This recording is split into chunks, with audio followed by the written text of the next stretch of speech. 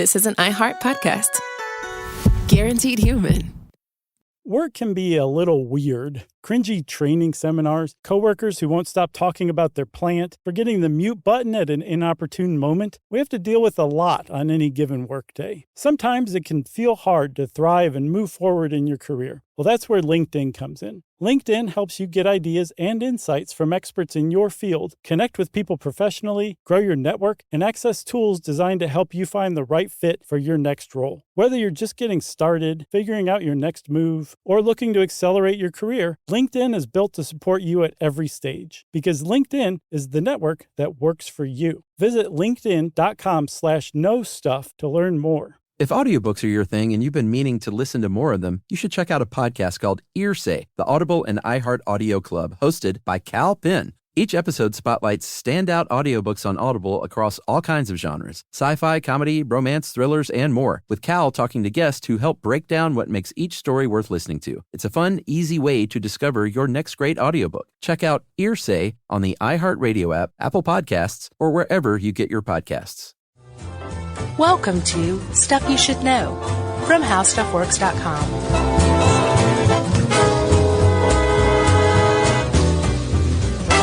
Hey, and welcome to the podcast. I'm Joshua Clark. There's Charles Bryant.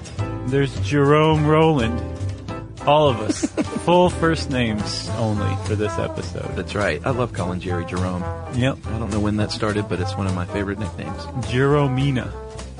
Yeah. Jers. We've called her Jers a lot, too. Yep. And just Yeah, what I typically do for nicknames is take the last name and half it and add an S, if it's workable. Like Kristen Conger's Kongs. Okay. Or Strix for Strickland. I just call him Strick. Yeah, Strick is good, too. Yeah. But Rowls.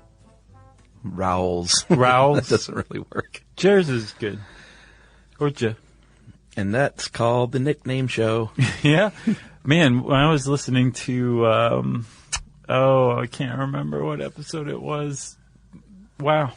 This is almost not worth mentioning. Anyway, we were being very silly. Oh, really? I guess it was currency. It was a very silly episode. Like, Yeah. we just were not going to take it seriously. It didn't matter how much anybody wanted us to. Well, that's because we had a tank of laughing gas here in the office. Oh, that was that day. I gotcha.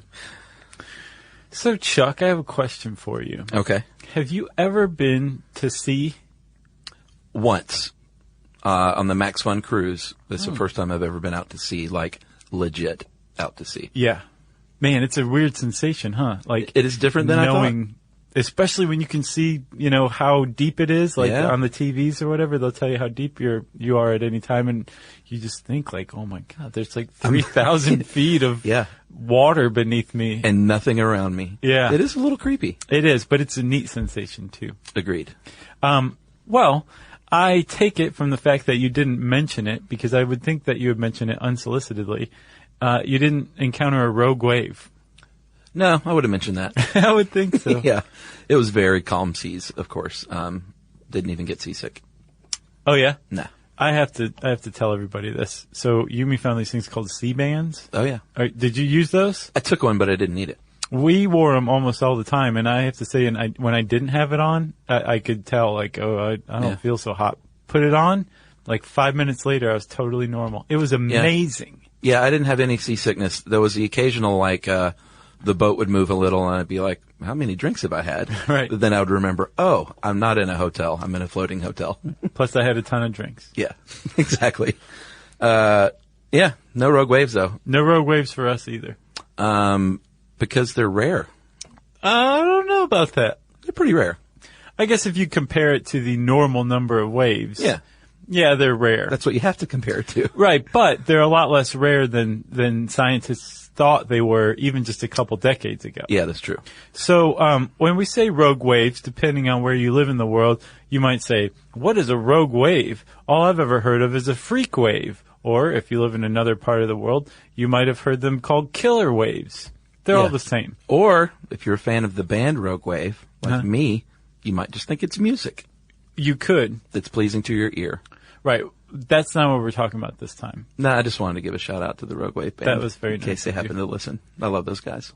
They have a great documentary out, actually. Their drummer almost died from a bad kidney.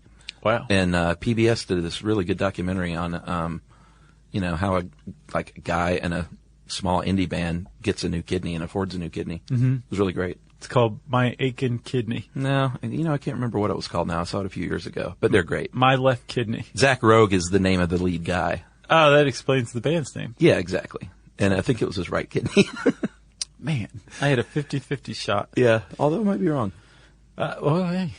So, with Rogue Waves, not the band. Sure. The actual wave. Yes. It's, I guess, just to define it very briefly, a rogue wave is a huge, colossal wave that is, in most definitions, twice the size of the next tallest wave in a given area. Yeah. That's like basically described as a wall of water. Mm-hmm. Because if you're out in the open ocean, like you're normally encountering swells, like the waves are rounded. So a boat can just kind of float up and down on them, even if they are huge. Yeah, well, yeah, and you got to know what you're doing, in those kind of ways. You got to drive into it, steer into it the right way, and all that stuff. Right. But if you're a ship's captain, sure, you know what you're doing, probably. Better. With a rogue wave, you're in trouble because it is, again, it's like a wall of water, so it's much steeper, much flatter, and when it encounters a boat, it doesn't go under the boat. It goes over the boat. It breaks on top of it and can do some serious damage because these things are enormous. Yeah, and the key to being a rogue wave is that right there in the name. It's rogue. It is, even if there's a bad storm, it is not like the other waves you're encountering. And they seemingly come out of nowhere, which is why they've never been able to photograph or to chart them from beginning to end because you can't predict them. It's not like, oh, there's a rogue wave coming. Mm-hmm. They just happen and all of a sudden you're like, oh crap. Right. Let me get this boat steered correctly and hope it doesn't break my ship in half. Right. And like you qualified it, nobody has a photograph of it forming or a video of it forming. Yeah. Like there are a few photos here or there, and I think there is some documentary evidence from like, one of those Discovery shows. Yeah, there was one on Deadliest Catch, but I think they've never scientifically recorded like from begining to end. Right, exactly. Yeah. So no one knows where they come from, like you say. And there's some pretty cool theories, but I think you have to kind of differentiate them because people are saying at this point, well, dummies, underwater earthquakes cause rogue waves. Bam, it's done. That's right. Okay, what about glacial calving? You drop a huge piece of glacier into the water, creates a giant wave, rogue wave. All right. What about coastal landslides? Okay, what's the problem here?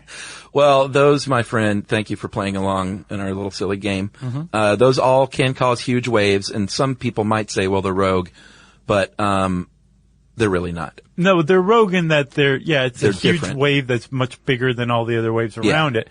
They're not rogue because we know where they came from. Exactly. We know who their parents are. Right.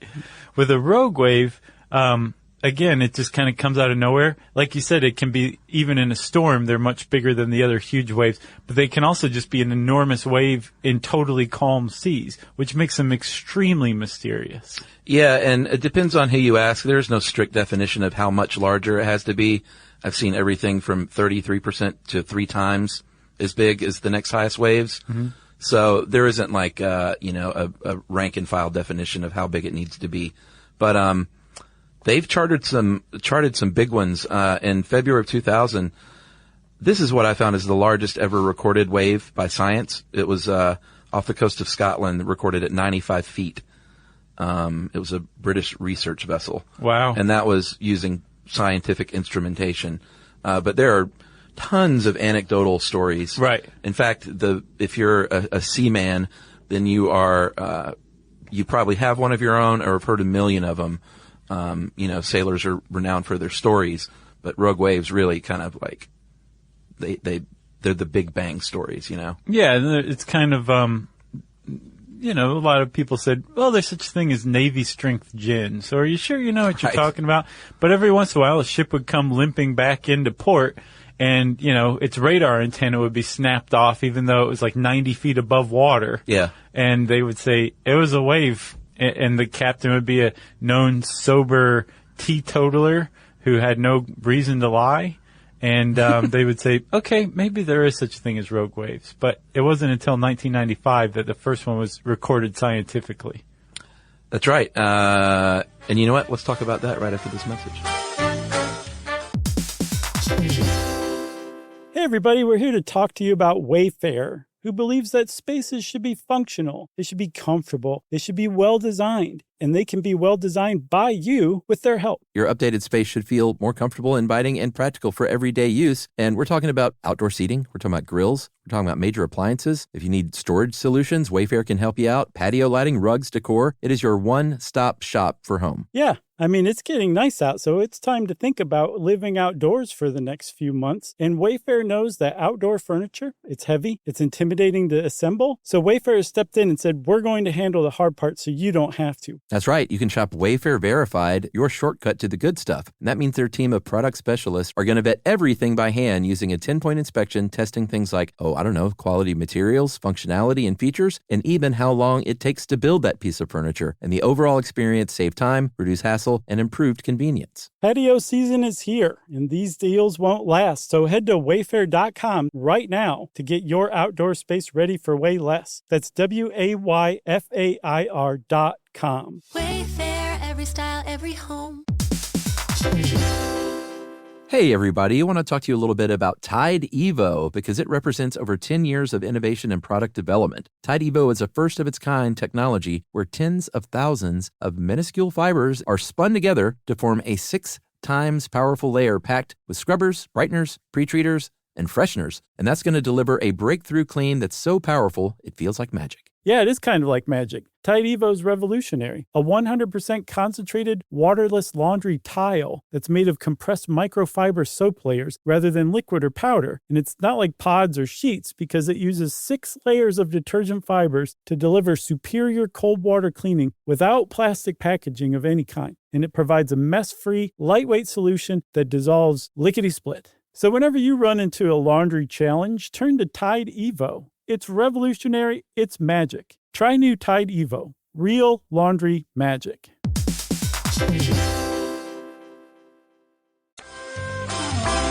So, Chuck, like we said, rogue waves were considered sailor's lore as far as science went until 1995 on New Year's Day. Off the coast of Norway, I believe, there was an oil platform called the Dropner platform. Yeah. And it just happened to be recording waves that day. And it was recording waves that were about 16 to 23 feet high, about 5 to 7 meters. Yeah. Which, I mean, like, that's pretty respectable. If you're a surfer, you probably want to get out on that, you know? Yeah, oh, yeah. But then all of a sudden, one passed by, and just one that was 66 feet tall. And it was out of nowhere. And there was nothing else that came after it, and there was nothing before it. And they figured out that they had just recorded the first rogue wave ever captured by science. Crazy. It is pretty crazy. But this is kind of coming after things, like we said, like anecdotal evidence. Like there was one from the QE2, I believe. The captain, I'm not sure what year it was, but the captain described all of a sudden this rogue wave comes out, and he said it looked as though the ship was heading straight for the white cliffs of Dover, which has to be kind of scary. Yeah, I imagine so. The Queen Elizabeth I, as well, the RMS Queen Elizabeth, more specifically, was in World War II. The Gray Ghost was converted to a military ship to carry troops, basically, and could carry up to 16,000 men, which is staggering at 30 knots, which is very handy. But a rogue wave struck that ship near Greenland in 1942 and supposedly shattered windows 90 feet above the waterline. But she survived because I saw Cat Power play on that ship. Oh, that was the ship, huh? Yeah, it's been docked in Long Beach since the 60s, and I went to the Altamara Parties Festival there by the water, and it was mainly like the big stage, but they had a second stage set up on the Queen Elizabeth. Oh, cool. Which is really neat, and I walked in and saw Cat Power play for like 20 minutes before I went back out to the main stage. You know, it's a neat venue. Motorhead has a cruise going on. Really? Coming soon. I think this month in September. Wow. That would be pretty awesome. That would be awesome. The QE, though, is you can stay. It's like a hotel now. Yeah. So you can stay there and eat there and see cat power there. It's also haunted, I'm sure. Well, her performance was haunting.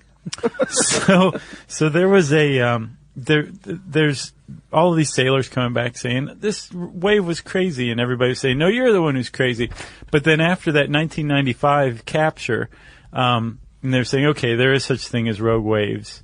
And then for some reason the 90s were like a huge boom for capturing rogue waves and proving that there was, not only did they exist, there was a lot more of them than they used to think. I think people were trying more. Yeah. Just like recording them more.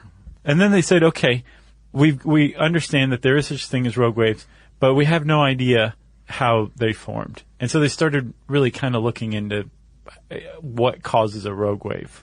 Yeah, and if you guys have listened to our surfing episode, which was pretty good. Yeah. It was all right. But we got into the physics of a wave, and the highlights of that are this. If you're looking at a wave, the crest, as you know, is the highest portion. The trough is the lowest portion. It's the dip between the waves. You have the wave's height, which is the distance between the trough and the crest. The distance between the crests themselves is the length of the wave. And then the wave period or wave speed is the amount of time between one crest and the next. And then what's the last one there? Wave energy. Yeah, that's the kinetic and potential energy carried by the wave. Yes, and that is sourced from someone named Bryant. I see in the notation. You? No, it's not me. So you've got what you've just described as a wave. Like if you have all of this information, you can mathematically describe any kind of wave. And it's not just ocean waves too. Like this applies to optics. It applies to microwaves. Yeah. It applies to all, like anything that takes the form of a wave. Apparently even the stock market behaves as a wave, and a lot of this stuff applies to it. It applies to you and your breakdancing? That's the worm. Oh, isn't there a wave too? Yeah, there's a wave, but I do the worm. Oh, okay. That's my signature move. Or if you're at a sports stadium and you're one of those people that participates in the wave. Doing the wave, yeah. Yeah. Actually, yeah, I'm sure that this stuff would apply as well. Sure. But under normal circumstances, with just a normal wave or something, if you're out on the ocean, there are hundreds or thousands of waves all around you at any given point in time. Sure. And they're brought about by the movement of wind across water. And if there's a lot of unobstructed water, which is called fetch, that's apparently the amount of ocean that's unobstructed that the wind can blow across, and the wind is blowing strongly and it's keeping up its breath, then you're going to have some waves form. And that's what forms a wave. Yeah, and there's other things that can impact it. Wind is the major thing, but the depth of the water at the time, tides and currents, if there's an island or something in the way, that's all going to affect it. But that big open fetch is where you're going to get your big waves. Right, and that's just a normal wave. What they think, I should say, one of the main theories for what causes a rogue wave, because just these normal circumstances don't account for a rogue wave. Right. You can point to any normal wave and be like, yeah, it's wind over this fetch, and boom, there's your 7-foot ocean wave, right? With a rogue wave, that doesn't necessarily apply. So they think one of the proposed theories is that rogue waves form when you have a current going one way and a good-sized wave going the other way, say from a storm. The current pushes up the wave and basically transfers, when they run into each other, it transfers some energy so that the wave just gets freakishly large for a minute, and then all of a sudden, you've got your rogue wave. Yeah, so like if you have a really bad storm and a 30-foot wave, and it hits something like the Gulf Stream, the Gulf Stream might pick it up and say, I'm going to make you larger. Yeah. Because I'm the Gulf Stream. I'm going to make you a star.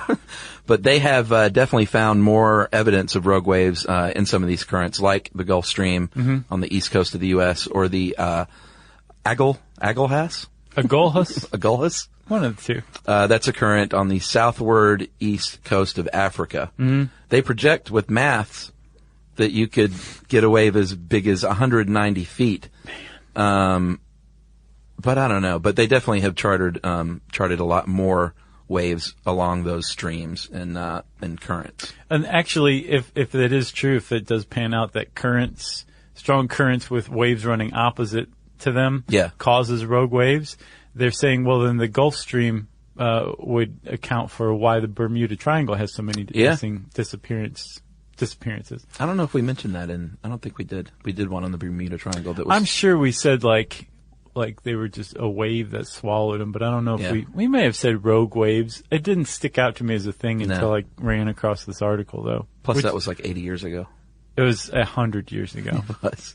There's another explanation, too, and this is basically the foundation of a mathematical principle called the peregrine soliton. Yeah, I like this one. So the peregrine soliton is named after a mathematician named Peregrine, and he, in the 80s, predicted rogue waves. Like, he mathematically proved that they were possible and showed how they would form. In the 1980s? Yes. He, I can't remember his first name. It was so British. So before that, it was just like stories. Yes. Okay. And then this guy comes along and proves that a rogue wave can occur. And he's also even more awesome. It's not just limited to ocean waves. Yeah. He's saying you can have this in optics, which has been proven in the lab. You can have it on the ocean, which has been proven in a lab simulation. Yeah. And basically the whole thing with the peregrine soliton is that you have a normal wave, and if you add just a little bit of noise to these predictable formations of a wave, you can have a freakishly large, steep wave that comes and goes fairly quickly. Yeah. And that's a peregrine soliton. And they've since shown that these things can exist. But he predicted it in like the 80s, like a good 10 years before a rogue wave was ever recorded scientifically. Yeah. Professor Peregrine came up with it. Did they name the Falcon after him too? Probably. All right. Well, there's also the wave reinforcement. Well, they're related. Oh, is this part of it? Yeah. So basically waves getting together and becoming one large wave. Yeah, so that noise that you add into the normal process. Yeah. In this case, the wave reinforcement, that noise would come from other waves. Gotcha. So the idea is if, let's say you have a 10-foot wave passing over a 20-foot wave, that's going to be a 30-foot wave. Yeah, that's so neat. Or it can go in the other direction, and I guess it just depends on how they meet each other. You can also subtract it. Yeah. So like a trough. Yeah. Well, that's between the crest and the lowest point of the wave, right? Yeah. If a trough is like 15 feet, and a 20-foot wave runs into that, it drops down and just becomes a 5-foot wave. It's all math. Yeah, but even just basic addition and subtraction, which makes it really exciting to me because I understand that kind of thing. Not me. Well, addition and subtraction. Right, yeah. Very basic. Yeah. If I have a calculator. But they're saying like if you have, say, 5 waves or 10 waves that it could are be a each lot of them. 5 feet high, and the 5 feet high is the normal average in the area, but they all just happen to get together at this right point, they're going to turn into a 50-foot wave, a single 50-foot wave, and all of a sudden you have a rogue wave that just kind of comes out of nowhere. Yeah, or if you're in a bad storm, just a couple of large waves can form something pretty intimidating very fast. So we'll talk about how common these things might be coming up after this.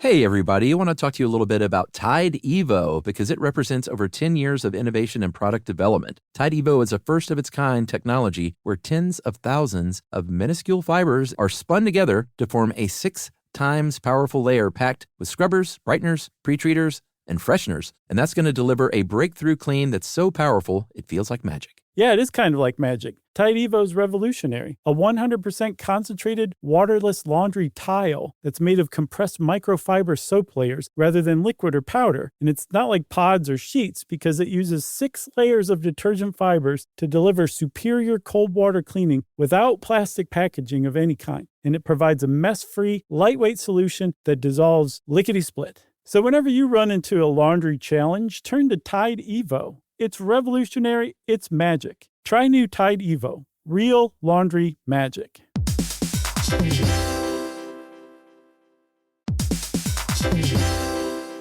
Dell PCs with Intel Inside are built for the moments that matter, for the moments you plan and the ones you don't. Built for the busy days that turn into all-night study sessions, the moment you're working from a cafe and realize every outlet's taken. Yeah, the times you're deep in your flow and the absolute last thing you need is an auto update throwing off your momentum. That's why Dell builds tech that adapts to the way you actually work. Built with a long-lasting battery so you're not scrambling for the closest outlet, and built-in intelligence that makes updates around your schedule, not in the middle of it. That's right. They don't build tech just for tech's sake. They build it for you. Find technology built for the way you work at Dell.com/Dell PCs. Built for you.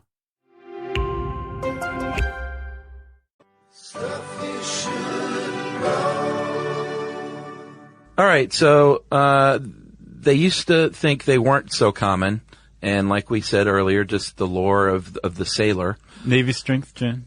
Exactly. What is Navy strength? Is that just like a higher proof? Oh my goodness. Is it good? It's too much. Too ginny? It destroys you. It's not good for you. Yeah, I've never thought the high proof alcohols, like, to me, adding the extra just takes away from the flavor a little bit for me. Yeah. You know? I can see that. Like that crazy rum that's like... Navy strength rum. Yeah, I guess so. It is. It's like firewater. Yeah. It's Navy strength rum and Navy strength gin. It used to be part of the British sailors' rations. There's only one reason to drink that stuff, you know? But I mean, it went away for a reason. Yeah. And then they brought it back, and it's just crazy stuff. It's crazy. They brought it back for college students. I mean, I can't remember who makes it. I think Leopold's might make a Navy strength gin. Yeah. It's rough. And I love Leopold's gin, but any Navy strength gin I think would just be too much for me. Yeah, you get a little older and you're not impressed by that stuff, you know? Like when you're in college, though, that's when you're like, this is 5,000 proof. Right. We're going to put it in some Kool-Aid, and none of us are going to remember tonight. Nobody better be putting Leopold's gin in Kool-Aid. Yeah. I will find you. Well, look to your nearest college campus, because it's probably happening. So anyway, like we said, they used to think they were pretty rare, but in 2004, the European Space Agency started collecting data from satellites, and they basically wanted to see, like, how often do these occur. I've seen some different estimates from 3 in 10,000 in the ocean to 3 in 1,000 near coastal inlets and river mouths. But I think what they found with their Max Wave project was 10 waves 82 feet or higher, and that's from the ESA's data. Right, and that was over a period of 3 weeks. But the thing is the previous weather data collection predicted that you get one every like 50 years. Yeah. And all of a sudden they saw 10 in 3 weeks. So they're like, oh, okay, these things are way more common than we thought. And like I said, they started to think, well, maybe this accounts for a lot of disappearances. Yeah, one thing they're going to try and do with another program called Wave Atlas is do surveys over a longer period of time, which makes a lot of sense, of course. Sure. Because that could have been a really rough 3 weeks.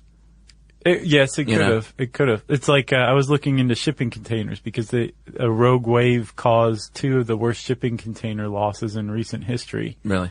Uh-huh. Or rogue waves did, I should say. It wasn't just one. And I should say, it's not necessarily just one. Apparently, mathematically, it's also predicted that rogue waves tend to occur in 3s for some reason. And I couldn't find out why.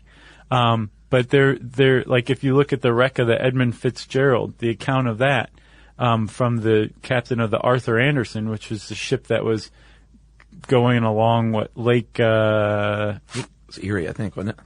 Was it? Superior. They were out in a storm in November 1975, and the Arthur Anderson was hit by 2 35-foot waves, which is huge for the Great Lakes. Yeah. And they lost sight of the Edmund Fitzgerald, and the next thing they know, it's on the bottom of the Lake Superior, broken in 2, and they were like, well, clearly the rogue wave took it down. Yeah. But there were 2 of them that night, and apparently there were plenty of accounts of not just one, but more than one rogue wave coming out of the blue. Well, and we got a great song out of it. Gordon Lightfoot, The Wreck of the Edmund Fitzgerald. Yeah. That's so odd. I guess that was just the time, but it seems weird that you get a big radio hit about a shipwreck. Yeah. That was when the AM stations dominated. Yeah, he's Canadian too, so that might explain a lot. I read a good article the other day on the lost art of the fade out in songs. Oh, yeah. It was pretty cool. Slate did a good article on it and how, the biggest hits of the 60s and 70s and into the 80s even had those great fade outs. Yeah. Just, you don't hear it anymore. No, well, one of the reasons why is because it's so awkward to try to do that live. Like, do you remember when Davy Jones guested on the Brady Bunch? Marsha was trying to get him to play the prom. Uh-huh. He does a rendition of Girl, and then it fades out at the end while he's singing, and he's like kind of singing like more softly. Well, that's because he's lip syncing to the recorded version. Right. But I mean, like live, they would end them differently. Yeah. Yeah. But he was supposedly in the studio, and it's like fading as he's recording. It was just awkward to see, and you could tell he felt uncomfortable. It's very awkward. Poor Davey. So I think one of the last things we should cover is the differentiation between a rogue wave and a tsunami. We've done a podcast on tsunamis, and the main difference is where it comes from and where it happens. Tsunamis aren't typically a 90-foot wall of water. A lot of times it's a 5-foot wall of water that just has such force and speed coming ashore that it does all kinds of damage. Well, yeah, depending on where you see it. Because rather than a wave, like a normal wave, where the energy is carried on top of the water because the wind whipped it up there, the tsunami is generated underwater, so the energy carries beneath the water. So when it hits that coast, all of a sudden it's pushed upward and you have a huge wall of water. But out in the ocean, you're like, look at how fast that 3-foot wave is traveling. Yeah, exactly. That's a tsunami. Plus, again, we know what caused the tsunami, so it's not a rogue wave. And it's, again, not a huge towering wave on top of the water until it hits the coastline. That's right. And if you're a ship, they can build you better and stronger to encounter harsher waves, but they're never going to start building ships to withstand rogue waves because they don't encounter them that often. And there's really nothing you can do if you come across a 90-foot wave. Yep. I mean, the Empire State Building from the bottom to the, kind of where the square part ends is 111 feet. Could you imagine seeing a wave as tall as the Empire State Building? No. You can't build a ship that can withstand that. So basically your ballast is your stability, and they can build you as secure as possible, but there's really not much you can do except steer it as best you can and cross your fingers. Yeah. And pray. But also, a greater understanding of how rogue waves come about could, lead to improved safety, less loss of life. Yeah, maybe prediction, I think, is the next wave, if you will. Like, that's the only thing that's going to be able to help is if you, even a 5-minute heads up, like, this thing might be forming somewhere nearby. Or sail around this area. Yeah, that's exactly. Rogue Wave City. Yeah, and no Opelio crab is worth it. I saw this article. Somebody did a study about shipping containers and the effect they have when they go overboard. And apparently they provide nice little ecosystems when they hit the bottom of the ocean. Like, they went and checked, and they're like, oh, okay, this is pretty great. Everything's just fine. They like the shipping containers down there. Well, they artificial reefs, right? Yeah. Inadvertent ones. So that's it for Rogue Waves. If you want to learn more about it, you can type those 2 words into the search bar at howstuffworks.com. And since I said search bar, it's time for listener mail. I'm going to call this Help for My Future. We've gotten a few of these where people ask for, like, what should I do with my life? So I'm going to read another one. First-time emailer, long-time listener, guys. I want to say your show has been with me through some very hard times. Your humor, friendship, and connection with your fans got me through the passing of my grandfather and a very hard breakup, so thanks for that. What I was hoping you could help me out with was this one more thing. I feel lost with the path I am on in life. I'm a recent college grad from Western Washington U with a bachelor's in history and a minor in web design. I'm now out in the working world, and I find it hard to decide what I want to do with my life. I've listened to past episodes where you answer fans who have written in, so I thought I'd give it a shot. Let it be clear, I am not a struggling college graduate. I've landed a steady, secure desk job, but after the first couple of months, it's lost its luster, and I feel myself becoming the stereotypical corporate drone. I'm impressed by the position you two have found yourself in. I want to know what advice you have for a young professional and scholar in this world, finding a career that has the potential to be fulfilling, more fulfilling than creating spreadsheets and TPS reports. That is from Kyle. TPS reports really exist? Or is that just like... I think people just use that phrase Okay, good. as a catch-all from Office Space. Gotcha. But it might be a real thing. That's Kyle? Yeah, Kyle. I thought about this a little bit. My advice to you is to not quit your job, but to do your soul searching on someone else's dime for a little while. If you've got a good job, you are way ahead of a lot of other people. Yeah, true. So don't go quitting your job and saying, I want to go open up a glamping operation in Colorado. What's glamping? Oh, it's the new thing with high quality camping. Oh, it's like the new butcher thing? Yeah, sort of like you'll have a nice canvas tent in the woods with an actual bed and a rug and a lamp and a refrigerator, and you charge people to go stay there. It sounds very nice. Yeah, it's not camping. It's glamping. But, yeah, Kyle, so I would not suggest you go quit your job and run off and join the circus. How about that? That's easier. Kyle, I never have a heads up on stuff like this, so I never have any decent advice, but I definitely would side with Chuck on that one. Like, if you got stability right now, that doesn't mean you're trapped. You're never trapped. Right. Like, figure out what you want to do. Figure out what you can make decent money at that will make you happy. If it's not the job you're in, then there's your answer. Go figure out what that is, but do it in the context of your current job as well. It's almost across the board a bad idea to just quit your job and then figure out what you're going to do. Like, that's just not smart. Yeah, and these emails are sometimes tough because, Kyle, I can't decide what you like and what you enjoy. If you had written in and said, boy, I really love drawing cartoons.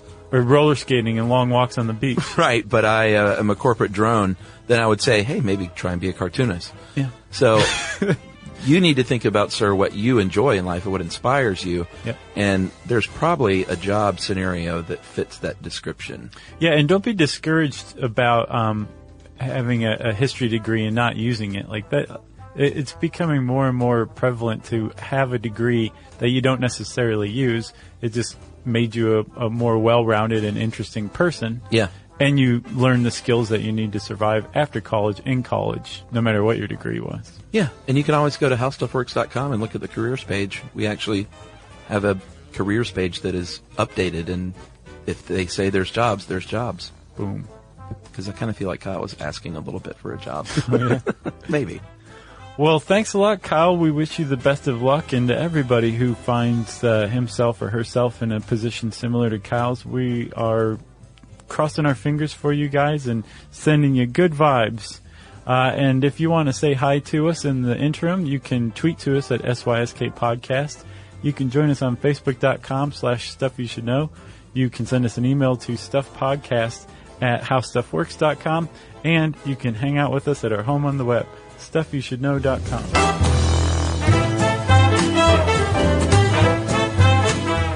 For more on this and thousands of other topics, visit HowStuffWorks.com.